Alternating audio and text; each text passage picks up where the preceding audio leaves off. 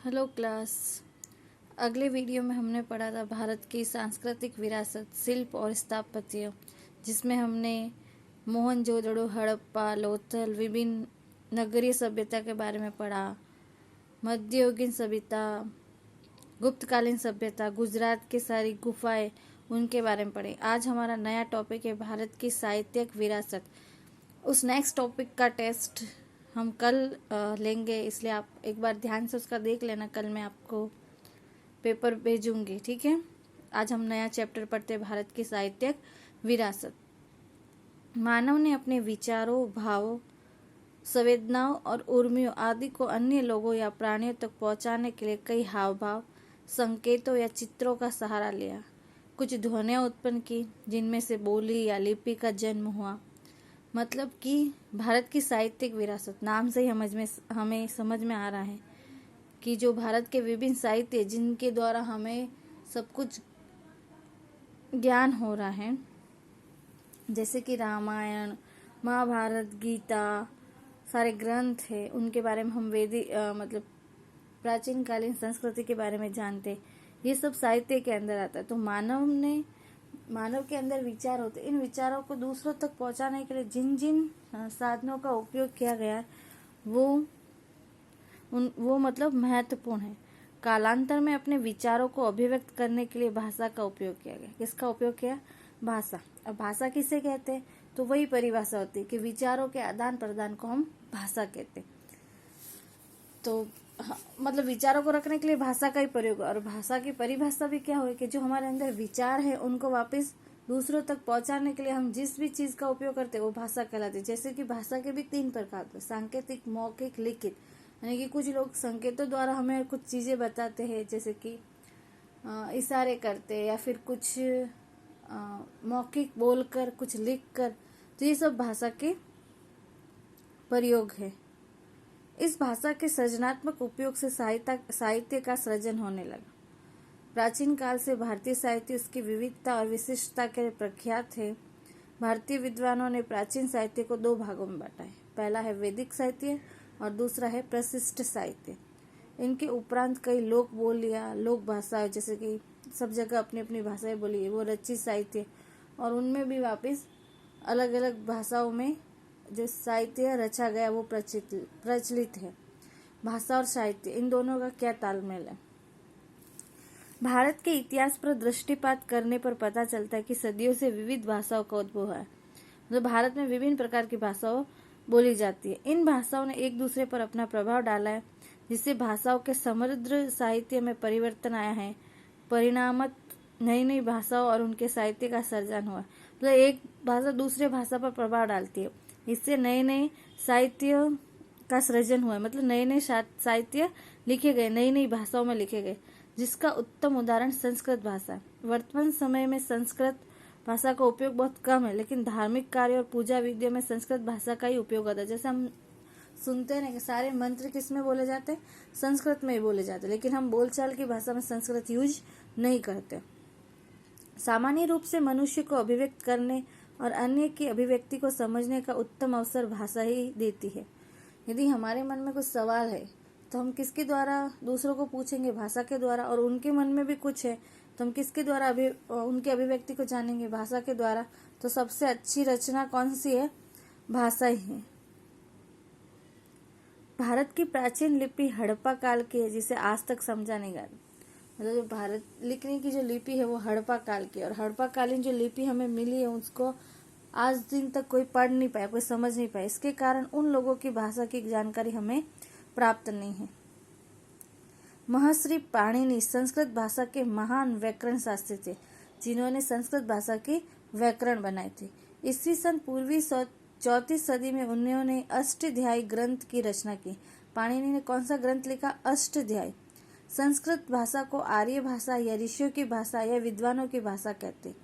आज के समय में विश्व स्तर पर सर्वस्वीकृत भाषा विशेषतः कंप्यूटर के क्षेत्र में बनी है। संस्कृत भाषा मुख्यतः धर्म, तत्वज्ञान, ज्ञान और विज्ञान की भाषा थी। मतलब पहले संस्कृत भाषा ही ज्यादा थी। अब प्राचीन भारत के जो साहित्य है वो कौन कौन से? पहला है वेद। वेद का अर्थ होता है ज्ञान। क्या अर्थ होता है? ज्ञान, अंडरलाइन कर लेना। और वेद कितने हैं? 4। कौन कौन से? ऋग्वेद, सामवेद, यजुर्वेद, अर्थवेद। कितने वेद हैं? 4। ऋग्वेद, सामवेद, यजुर्वेद, अर्थवेद। भारत साहित्य का प्राचीनतम ग्रंथ ऋग्वेद, यानी कि सबसे पहला और पुराना ग्रंथ कौन सा है? ऋग्वेद, जिसमें कुल 128 ऋचाओं का संग्रह, यानी कि कुल 128 मंत्र है। अंडरलाइन कर लेना। ऋग्वेद 10 भाग में विभाजित अद्भुत ग्रंथ, इसके 10 भाग है। इन ऋचाओं में से अधिकांश देवों से संबंधित स्तुतियां हैं, यानी कि हम जो भगवान को स्तुति करते हैं, जैसे गणपति के लिए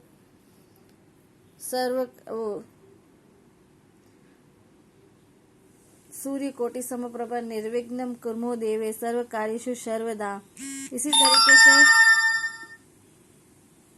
जिस भी भगवान की स्तुति करते हैं तो वो सब ऋग्वेद के अंदर आता है। ये स्तुति यज्ञ के अवसरों पर भी की जाती थी। उनमें से उषा को संबोधित करने वाली स्तुति अत्यंत मोहक, यानी कि सूर्य भगवान को। यह ग्रंथ सप्त सिंधु प्रदेश में निवास करने वाले आर्यों की राजनीतिक, सामाजिक, धार्मिक और आर्थिक स्थितियों का भी वर्णन करता है। ऋग्वेद के बाद दूसरे स्थान पर 3 वेदों की रचना की, जिसमें सामवेद की रचना ऋग्वेद की ऋचाओं का मान करने के लिए की गई। इसमें श्लोक राग और लय के साथ गाया जाता है, यानी कि सामवेद किससे संबंधित है? संगीत से संबंधित। इसे संगीत के गंगोत्री भी कहते हैं। यजुर्वेद यज्ञ का वेद, यानी कि यज्ञ से रिलेटेड जो भी क्रियाएं होती है वो उन सब का ब्यौरा किसके अंदर है? यजुर्वेद के अंदर।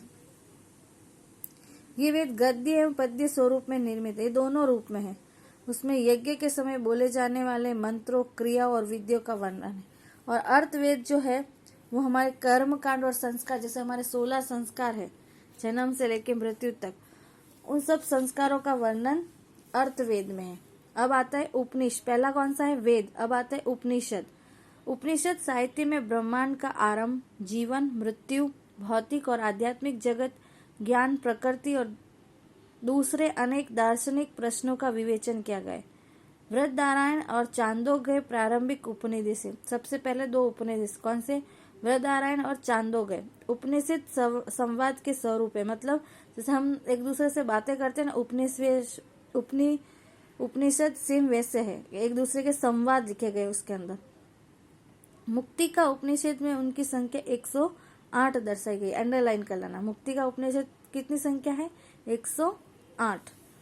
अब आता है ब्राह्मण ग्रंथ। कौन सा ग्रंथ आता है? ब्राह्मण।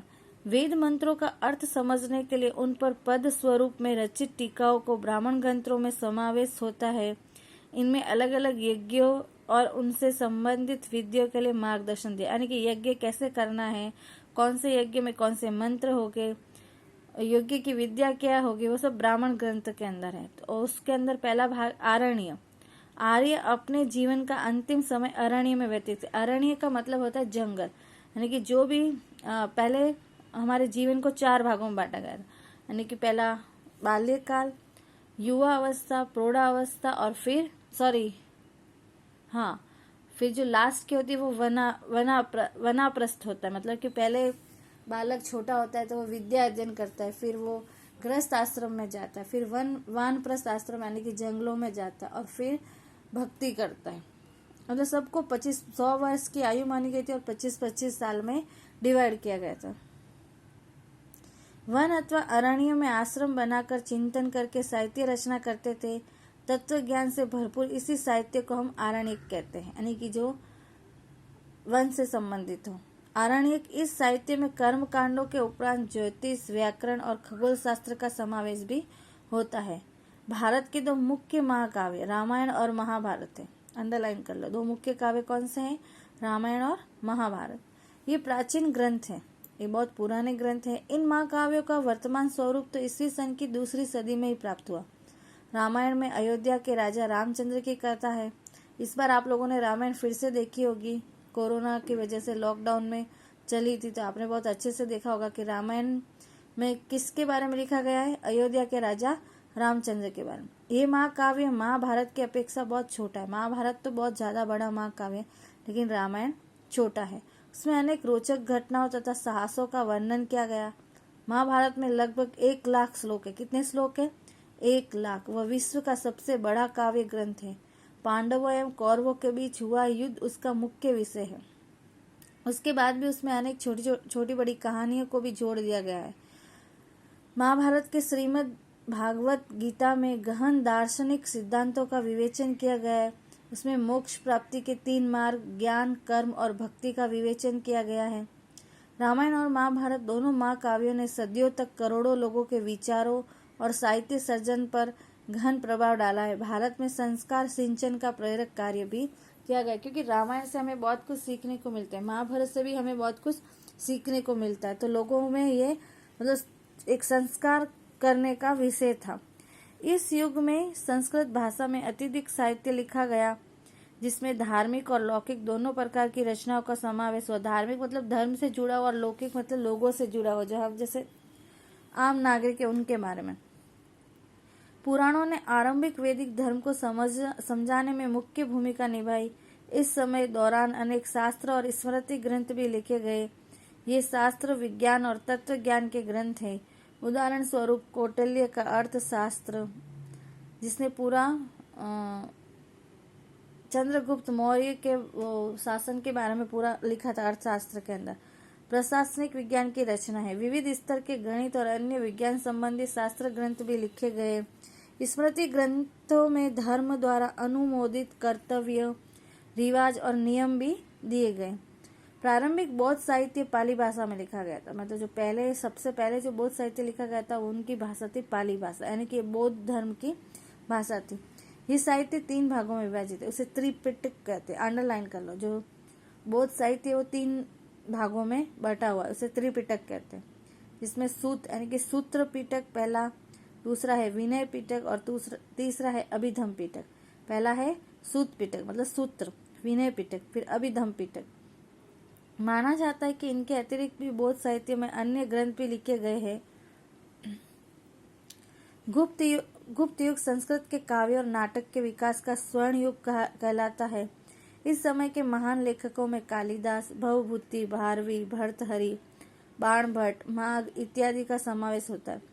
ये सभी संपूर्ण भारत में प्रसिद्ध है, जिसमें कालिदास तो विश्व प्रसिद्ध कवि है। अपनी उत्तम काव्य कला और उत्कृष्ट नाट्य शैली के लिए वे पहचान जाते हैं। मतलब उनमें उनकी जो लिखने की कला है वो बहुत ही ज्यादा अच्छी है, और नाटक भी बहुत ज्यादा अच्छे लिखते हैं, इसलिए उनकी पहचान विश्व में फैली हुई है। उनके देखो काव्य रचना जैसे कुमार संभवम,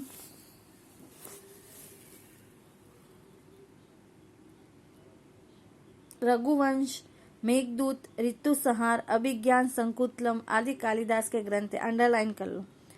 फिर बाणभट्ट ने भी लिखा है हर्ष चरित्र, सम्राट हर्षवर्धन का जीवन चरित्र है।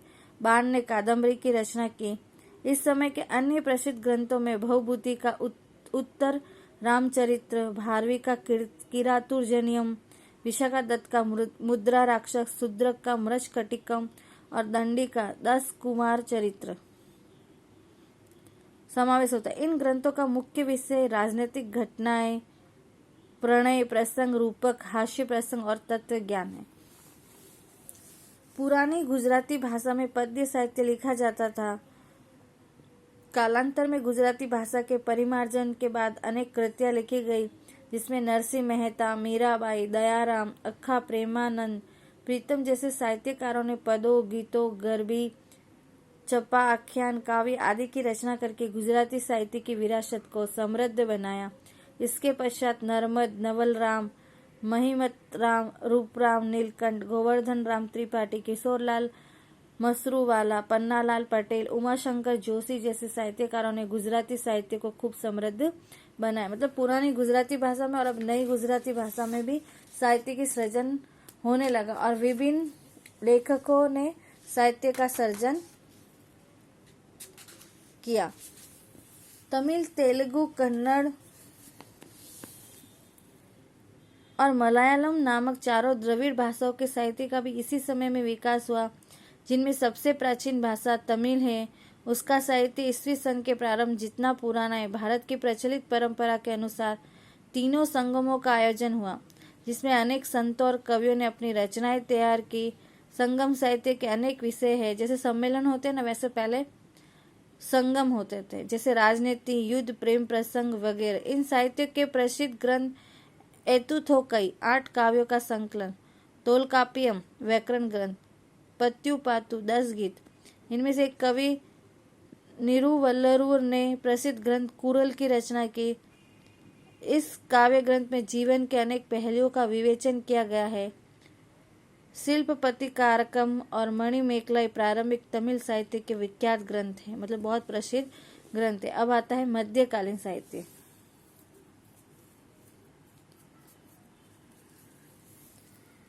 उत्तर भारत में मध्य युग की शुरुआत में संस्कृत साहित्य की भाषा बनी रही। पहले साहित्य संस्कृत भाषा में लिखे जाते थे। इस युग में कश्मीर में 2 महान ग्रंथ लिखे गए, जिनमें पहला था सोमवेद का कथा सरिता सागर और दूसरा कलन का राजतरंगिणी। पहला कौन सा था? सोमवेद का कथा सरिता सागर और दूसरा कलन का राजतरंगिणी। इसमें राजतरंगिणी कश्मीर के इतिहास को आलेखित करने वाला अत्यंत महत्वपूर्ण ग्रंथ है। सही अर्थ में वह भारत का सर्वप्रथम ऐतिहासिक ग्रंथ है। इस समय की दूसरी महत्वपूर्ण रचना जयदेव का जो गीत गोविंद है, जिसकी गणना संस्कृत के सुंदरतम काव्य ग्रंथों में होती है। इस समय अपभ्रंश हुई भाषा में से, मतलब मिलीजुली भाषाएं, आधुनिक भारतीय भाषाओं का विकास शुरू हुआ। कवि चंद्रबदाई रचित पृथ्वीराज रासो, जो अजमेर के राजा पृथ्वीराज थे, उनके बारे में लिखा गया, जिसमें पृथ्वीराज चौहान के वीरतापूर्ण कार्यों का वर्णन किया गया। इस ग्रंथ की रचना से हिंदी साहित्य जगत में वीर गाथा युग का प्रारंभ हुआ। इस समय दक्षिणी भारत में संस्कृत साहित्य के अधिक अनुपात में रचना हुई, जिसमें शंकराचार्य का भाष्य मुख्य है। इस समय में द्रविड़ कुल की भाषाओं का विशेष विकास हुआ। कुछ समय तक कन्नड़ साहित्य पर जैन धर्म का प्रभाव होने से कवि पंपा ने आदि पुराण की रचना की।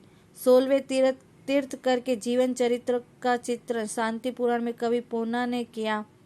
इसके अलावा रत्ना ने अजितनाथ पुराण नामक कृति की रचना की। इस युग के कवि जैसे पंपा, पोन्ना और रन्ना को प्रारंभिक कन्नड़ साहित्य की त्रिपुटी कहा जाता है, यानी कि 3 कवि, इसलिए उनको क्या कहा जाता है? त्रिपुटी। कवि कंबल ने भी तमिल भाषा में रामायणम की रचना की थी। जो अपनी रामायण है उसकी तमिल भाषा में जिसने रचना की, तो उनका नाम क्या है? कवि कंबल। इसके उपरांत तमिल भाषा में अन्य प्रसिद्ध साहित्य भी लिखे गए। भारतीय भाषाओं का विकास और साहित्य कृतियों की रचना दिल्ली सल्तनत काल में तीव्र गति से हुई। हिंदी भाषा के 2 स्वरूप, ब्रज और खड़ी बोली का भी साहित्यिक रचनाओं में विनियोग होने लगा, यानी कि मिलने लगे ये दोनों भाषाओं में। इन दोनों भाषाओं में अनेक भक्ति गीत भी लिखे गए। हिंदी और गुजराती भाषा से मिलती जुलती राजस्थानी भाषा में भी वीर गाथा लिखी गई। आला उदल और बिसल देव रासो इस समय की प्रसिद्ध वीर गाथा है। इनके अलावा अन्य आधुनिक भारतीय भाषाओं में भी साहित्य रचना का आरंभ हुआ। मुला दाऊद का ग्रंथ चंदायन अवधी भाषा का सबसे प्राचीन ग्रंथ माना जाता है, जबकि प्राचीन ग्रंथों के भाष्य अभी भी संस्कृत भाषा में ही लिखे जाते हैं। मतलब जब पहले संस्कृत भाषा में लिखा जाता प्राचीन भारत में, लेकिन ये चंद्रयान का जो मुला दाऊद का चंद्रयान है वो अवधी भाषा का पहला ग्रंथ था। फारसी दिल्ली के सुल्तानों की राजभाषा थी। उनके साहित्य के प्रभाव से अनेक शब्दों का समावेश भारतीय भाषा में हुआ। इस युग में कई इतिहासकार हुए। जियाउद्दीन बर्नी ने तारीख के फिरोजशाही की रचना की, जिसमें खिलजी, अलाउद्दीन खिलजी और तुगलक वंश के राज्य का विस्तृत वर्णन है। अंडरलाइन कर लो। जियाउद्दीन बर्नी ने किसकी रचना की थी? तारीख के फिरोजशाही की, जिसमें अलाउद्दीन खिलजी और तुगलक वंश का वर्णन है। उन्होंने राजनीतिक सिद्धांतों पर फतवा है जहांगीरदारी नामक ग्रंथ भी लिखा। अमीर खुसरो इस समय के सबसे महान साहित्यकार माने जाते हैं। वे कवि, इतिहासकार, रहस्यवादी, संत और संगीतकार थे। सुप्रसिद्ध हजरत निजामुद्दीन औलिया उनके गुरु थे। उनकी महत्वपूर्ण रचनाओं में आशिका नूर, सिपीहर और किरातुल सदायन का समावेश होता है। इसके अतिरिक्त उन्होंने अनेक काव्य ग्रंथों की भी रचना की है। उन्हें अपने आप पर भारतीय होने का गर्व था, इसलिए वे भारत को पृथ्वी पर स्वर्ग मानते हैं। अमीर खुसरो है ना, उन्होंने अपनी पुस्तकों में भारत का वातावरण, उनकी सुंदरता, इमारतों, ज्ञान विज्ञान की खूब प्रशंसा की है। वे दृढ़ रूप से मानते थे कि हिंदू धर्म का सार तत्व कई तरह इस्लाम के साथ मिलता जुलता है। वे दिल्ली के निकट क्षेत्र में बोले जाने वाली भाषा को हिंदवी कहते थे और उसे अपनी मातृभाषा मानते थे। इस भाषा में उन्होंने कई कविताएं लिखी। उन्होंने हिंदी और फारसी को मिलाकर द्विभाषी चौपाई और दोहे भी लिखे। उनके द्वारा शुरू की गई ये स्वस्थ परंपरा उनके बाद भी सदियों तक चलती रही। प्रादेशिक भाषा और उनके साहित्य को प्रादेशिक शासकों ने प्रोत्साहन दिया। भक्ति मार्ग के संतों ने लोगों की भाषा में उपदेश दिया, जिनमें कबीर जैसे कई संतों का समावेश होता है। उस समय भोजपुरी और अवधी हिंदी भाषा की मुख्य बोलियां थी। कबीर की रचनाएं मुख्य रूप से सदुकड़ी लोक बोली है, क्योंकि वो घूमते रहते थे, इसलिए उनकी बोली कौन सी है? सदुकड़ी। उनके दोहे लोक साहित्य के अंक बने। मलिक मोहम्मद जायसी ने अवधी में पद्मावत नामक महाकाव्य की रचना की, अंडरलाइन करना। इसके अलावा तुलसीदास जी ने रामचरितमानस नामक प्रसिद्ध ग्रंथ अवधी भाषा में लिखा। इस युग में अवधी भाषा के दूसरे कवि भी हुए, मतलब और भी लोगों ने अवधी भाषा में बहुत सारे ग्रंथ लिखे। इस युग में हिंदी के अतिरिक्त अन्य भाषाओं में साहित्य सर्जन हुआ। बंगाल के सुल्तानों के आश्रय में रहकर कृतिवास ने बंगाली भाषा में रामायण की। तमिल में हुई, अब कौन से भाषा में हुई? बंगाली में भी हुई। प्रसिद्ध कवि चंडीदास ने सैकड़ों गीतों की रचना की। बंगाल में संत चैतन्य से भक्ति गीत लिखने की परंपरा शुरू हुई। नरसिंह मेहता ने गुजराती में और नामदेव तथा एकनाथ ने मराठी में भक्ति गीतों की रचना की। जैनुलब्दीन के आश्रय में कश्मीर में महाभारत और राज तरीकेनी जैसे अनेक संस्कृत ग्रंथों का फारसी में अनुवाद हुआ। विजयनगर के सम्राट के शासनकाल में संस्कृत का विकास होता रहा। फिर भी ये युग तेलुगु साहित्य के विकास का महत्वपूर्ण काल है। विजयनगर का महान सम्राट कृष्णदेवराय तेलुगु और संस्कृत के लेखक थे। उन्होंने अमुक्ता माल्यदा ग्रंथ की रचना की। मुगल शासन दौरान वास्तुकला और अन्य कलाओं के साथ साहित्य का भी विकास हुआ। प्रथम मुगल बाबर तुर्की भाषा में तुजु के बाबरी नाम से आत्मकथा लिखी, जिसका फारसी में बाबर नामा नाम से अनुवाद हुआ। हुमायूं की बहन गुलबेदन बेगम ने भी हुमायूं नामा लिखा। बाबर का बेटा हुमायूं। फिर जहांगीर ने तुझके जहांगीरी, जो कि अकबर का बेटा था, उसने भी अपनी आत्मकथा लिखी। औरंगजेब, जो कि शाहजहां का बेटा था। अंतिम मुगल सम्राट जो बहादुर शाह जफर भी एक उर्दू कवि था। बहादुर शाह जफर जो 1857 की क्रांति तक, मतलब भारत के अंतिम राजा। तुलसीदास और सूरदास इस युग में हिंदी भाषा के महान साहित्यकार थे। कवि केशवदास ने प्रेम और विरह के विषय पर साहित्य लिखा। रहीम के दोहे देश की कई भाषाओं में आज भी प्रसिद्ध है। इस समय फारसी भाषा में भी अनेक उल्लेखनीय पुस्तकें लिखी गई। अब्दुल फजल ने आईने अकबरी लिखा और अकबरनामा लिखा। आईने अकबरी में भारतीय रीति रिवाजों, शिष्टाचारों, धर्म दर्शन, आर्थिक स्थिति और जीवन के लगभग सभी पहलुओं का